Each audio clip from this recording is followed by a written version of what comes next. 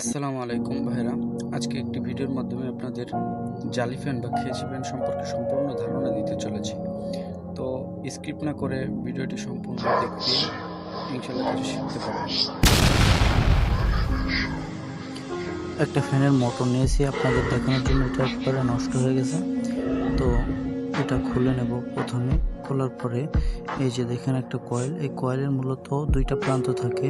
আপনাদের বোঝানোর সুবিধার্থে এই যে স্ক্রিনশটটি দিয়ে দিয়েছি। ভিতরের কয়েলটা হচ্ছে স্টার্টিং কয়েল এবং বাইরের কয়েলটা হচ্ছে রানিং কয়েল। তো এটা থেকে ক্লিয়ারভাবে বুঝতে পারবেন। এখন আমাদের করা লাগবে কি, রানিং কয়েল এবং স্টার্টিং কয়েলের প্রথম দুই মাথা একসাথে করা লাগবে, আর দ্বিতীয় দুই মাথা যাবে হচ্ছে ক্যাপাসিটরে। তো দেখুন, যদি এভাবে বুঝতে না পারেন তো আপনাদের জন্য আরেকটা স্ক্রিনশট পাঠিয়ে দিচ্ছি। এই যে এটার মতো সেম আপনারা কানেকশন করে নেবেন। তো এখন আমাদের দরকার এরকম তিনটা তার আর তিনটা ফায়ারপ্রুফ পাইপ আর তিনটা টাই হলেই চলবে, আর কিছু লাগবে না।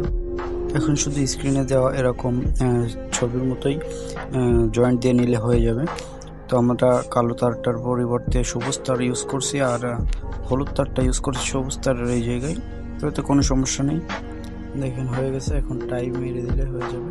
টাইটা আপনারা আস্তে আস্তে মারবেন যাতে কয়েলটা ছিঁড়ে না যায় আর কি। তো ফ্যানটা অবশেষে হয়ে গেল। এখন নাটগুলো আটকায় নিতে হবে আর একটি ক্যাপাসিটার লাগাতে হবে। তো আমাদের সবুজ তারটা ছিল গ্রাউন্ড, আর হলুদ আর লাল দুইটা হচ্ছে ক্যাপাসিটারে যাবে। আর সেখান থেকে লালটাই দিলে ফ্যানটা সিধে ঘুরবে পজিটিভ লাইন, আর কারেন্ট যদি হলুদটাই দিই তাহলে ফ্যান উল্টো করবে। আশা করি আপনাদের বোঝাতে পারছি। এখন ফ্যানটা দেখুন কত সুন্দর চলতেছে।